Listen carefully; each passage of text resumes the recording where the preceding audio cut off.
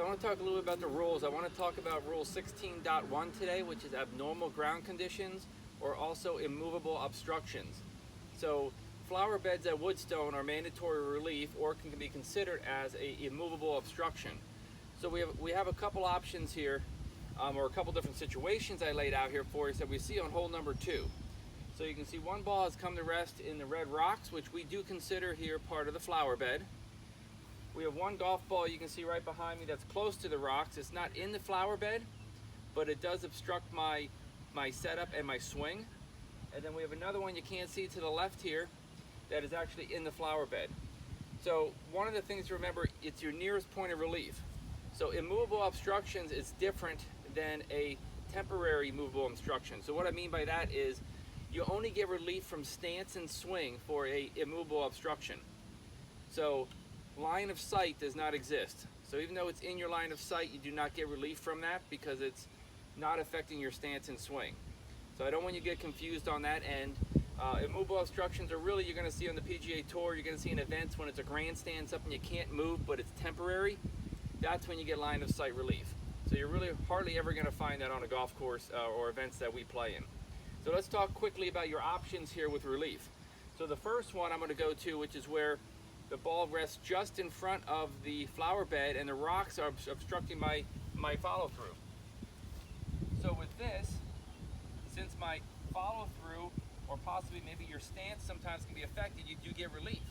So you get nearest point of full relief. So I'm going to move back until I feel that my swing isn't going to hit those rocks on the follow through. I'm going to put a tee down, and then from that position I get one club length either direction of the ball and I make that half moon. So let's say I'm going to go this direction. I'm just going to put this leaf here as an example of a marker. Actually I got a couple tees here, so I put a tee down. Now it's very important, the ball's got to come to rest in the relief area. So that relief area is that club circle that we imagined right here. So just remember, we got to drop it knee height.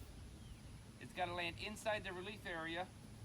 And now you can see that didn't roll far, but if you can see this tee, it came outside that relief area, so I got to re-drop that.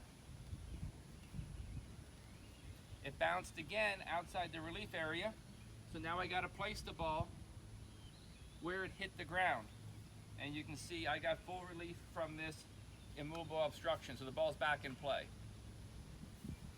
So the next option we're going to look at is over on the red rocks here. So you never get a choice of what side you want to go to. It's wherever you get the nearest point of relief, stance and swing. So for this option, it's going to be on this side. I'm going to take my stance. I'm taking relief from the flower bed.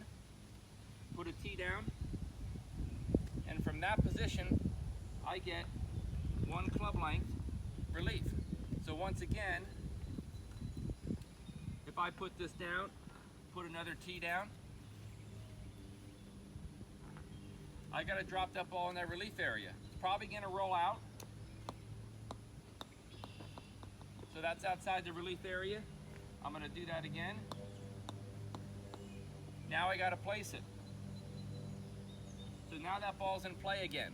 So now I have the option to either play the golf ball where it is, or now I can take cart path relief. So it's two different rulings. So you want to make sure you take relief first of all from the flower bed to the cart path, and then you take relief from the cart path to the grass. You can't take relief to the left because it's a flower bed. So now your next release is going to have to be to the right. And the final option, I have this golf ball. I'm going to hold the club so you can see it. It's resting in the flower bed, and I'm going to find the nearest point of relief. So for this example, my nearest point coming this way is going to be right here. I'm going to put a tee down. And then my nearest point coming this way to get full stance and swing relief is going to be right here. So I got to determine which one's the closest, which actually the one to the left is the nearest point of full relief. Then I get one club length from that position to drop it in my relief area. So hopefully this helps you with deciding where the proper position is to get relief and measuring some of the different spots in order to make sure you're no closer to the hole and you also get full stance and swing relief. If you would like some more videos on some rules and you have some questions, send us an email to proshop@woodstonegolf.com of some different rules that you have questions on and you'd like us to explain some more, and expect some more videos coming out soon.